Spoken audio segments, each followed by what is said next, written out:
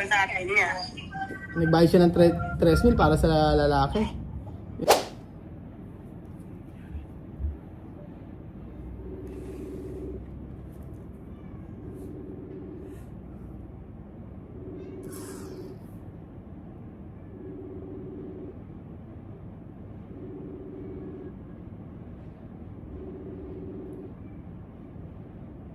Hello!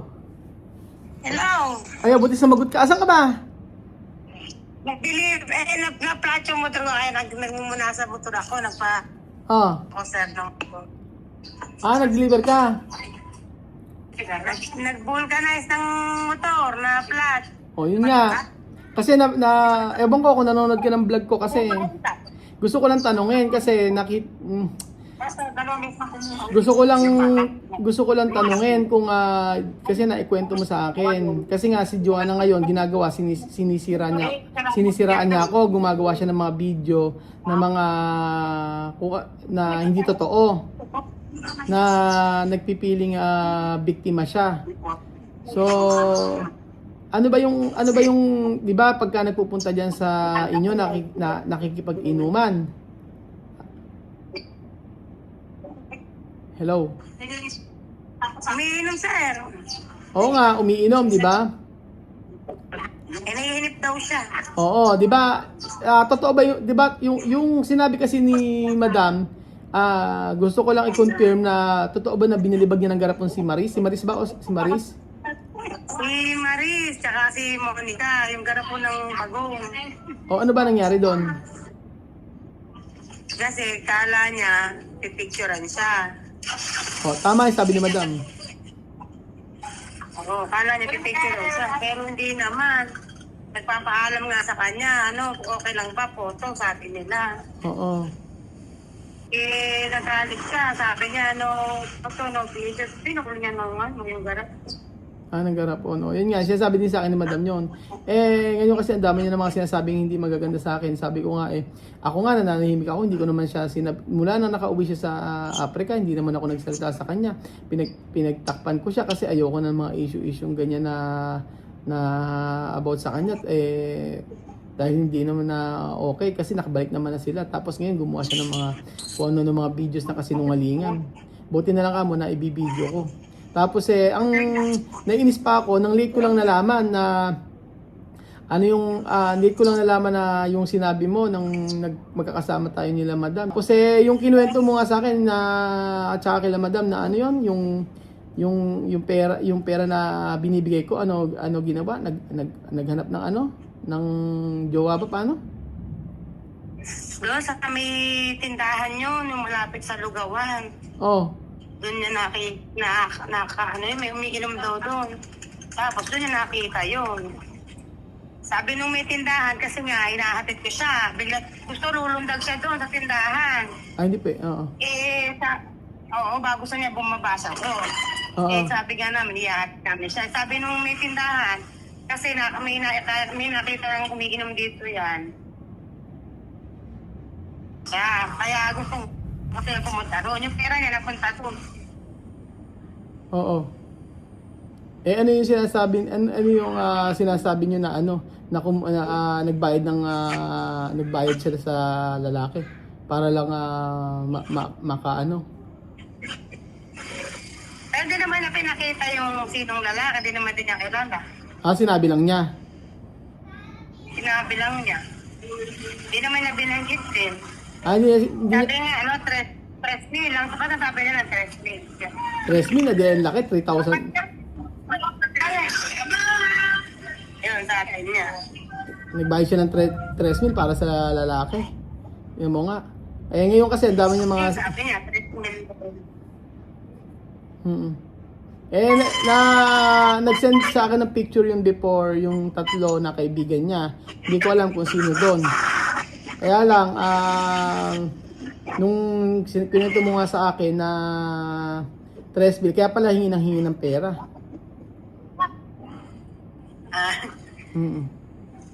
Pero pag lumalabas naman siya, hindi naman siya naglalabas ng pera. Oo, hindi naglalabas sa pera. Pero araw-araw ko halos binibigyan ng pera yun. Naglilibre pa nga doon yan sa tindahan. Naglilibre ba? Oo, naglilibre sa tindahan. Hindi, sa akin naman kasi okay naman. Sa akin, Papaload lahat ng software. Skip the change. sa akin niya okay naman niya kahit ubusin niya yung pera niya, pero wag naman sa ganoon. 'Di ba? Kasi kung gugustuhin siya ng tao, gugustuhin siya, pero hindi siya magbabayad para lang doon. Tapos kung sana pinagtrabahuan niya yung yung pera, kami hirap na hirap kaka-construction, tapos ganun lang din yung gagawin niya. Tapos nag-message ka sa akin, sabing gano'n na yan, yung video ko kumikita ganyan. Sabi ko, anong kumikita? Mula lahat ng mga videos mo, abonado pa ako. Sabi ko sa kanya gano'n. Bakit ang nag-asos lang ba 20 mil, 30 mil, 40 mil dito sa Pilipinas?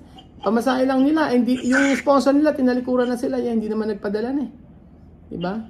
Kaya sabi ko nga, bakit naman kailangan niyang makinig pa sa mga susunod na yun. Ang gusto ko, yung magsususunod kasi gusto, sirain ako na sirain.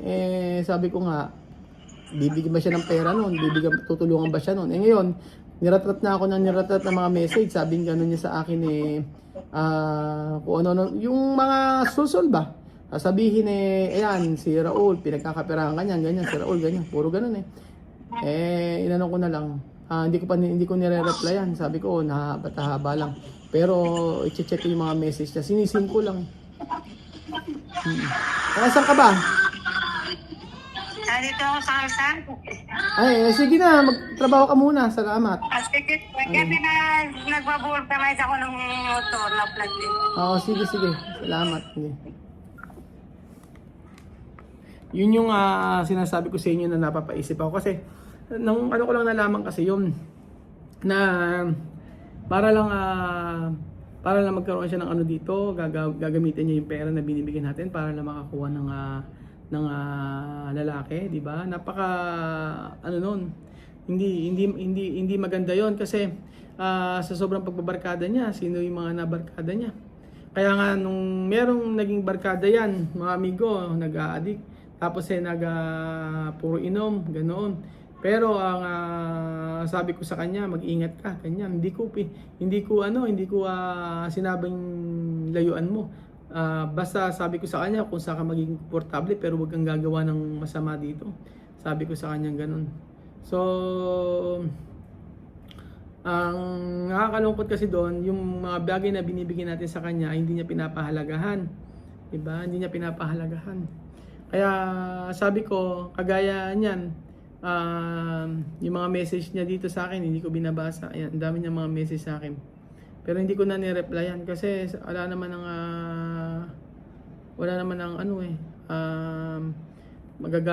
dami niya kasi sinabi. Oo.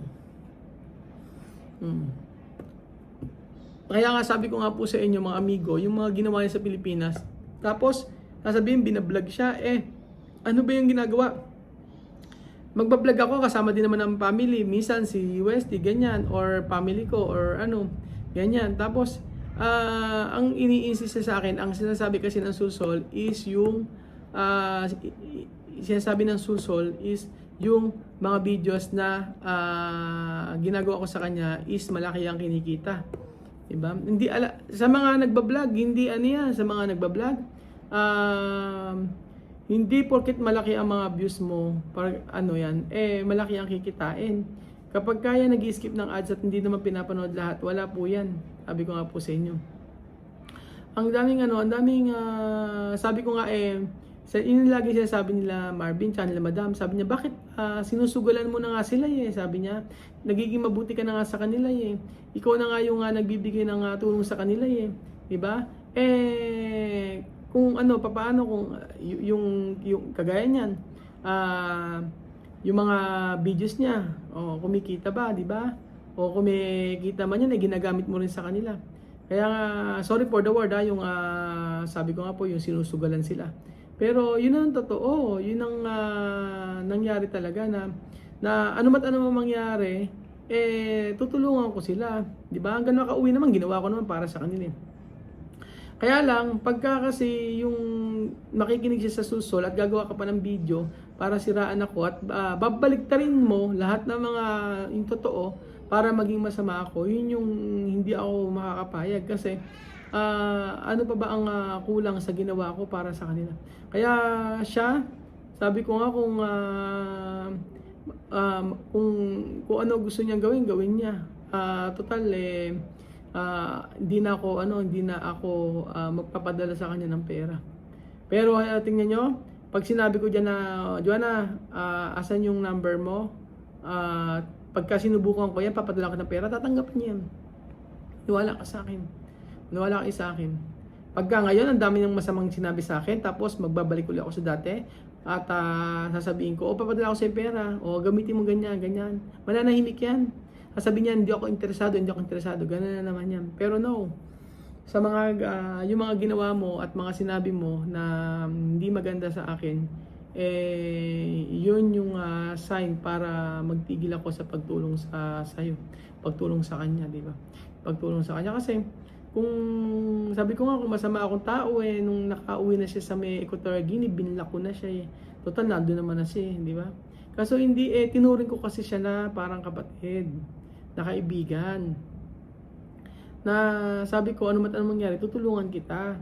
Pero yung paulit-ulit niya sinasabi na yung promise mo, sabi pa niya, humingi ako ng tulong sa inyo na yung promise ni Raul ay hindi natupad. Yung bahay, yung pagkapagod sa akin. Ano yung tutulong na, siya hingi ng tulong. Di ba? Hindi ko obligasyon yun. Sabi nga sa akin ni Mami Kay. Sabi nga sa akin ni Mami Kay. Alam niyo, sabi sa akin, Raul, hindi mo obligasyon sila. Pati yung mga anak niya. Hanapin niya yung tatay ng mga anak niya, doon siya humingi ng tulong. Binigay mo na lahat sabi niya gano'n sa akin. Pinapunta mo na nga ng Pilipinas para makapag-aral Yun lang, malaking tulong na yun. Hindi na siya kailangan mag-demand. Di ba? Hindi na siya kailangan mag-demand. Kaya sa totoo lang, si Mami Kay, kilala niyo yun. Lagi kong kausap yun, lagi kong ka-chat yun. Lagi kong ka-voice message yun. Pero siya nagsasabi sa akin na nagkamali ako sa pagkakakilala ko sa kanya. Nang una, gusto ko siya makarating, tulungan mo. Pero nung sa lahat ng napanood niyo kasi yung video sa ginawa niya at sinabi niya sa'yo, wag mong tutulungan niya, bahala siya sa buhay niya. Diba? Nagkamali siya na pakikinig doon sa nagsusol. Kung siya ay nagsabi sa akin na Raul, madali naman ako kausap 'di ba? Sabi ko 180,000. Yun doon kasi nag-start yun Sabi 180,000 lang ako napadala ko. Mag-wait ka muna, sabi ko. Sa ilang araw lang, sabi ko, kasi ngayon lang ang sahod. Hindi niya na-appreciate yun. Tapos doon siya start na galit. Syempre magagalit na rin ako. Pero sabi ko nga, bunganga ko lang yun. Kahit na magalit ako, mamaya okay naman na ako. Pero gusto ko lang kasi yung ma-appreciate ako. Ma-appreciate yung ginagawa ko. Hindi para sa pera pero yung effort, mga amigo.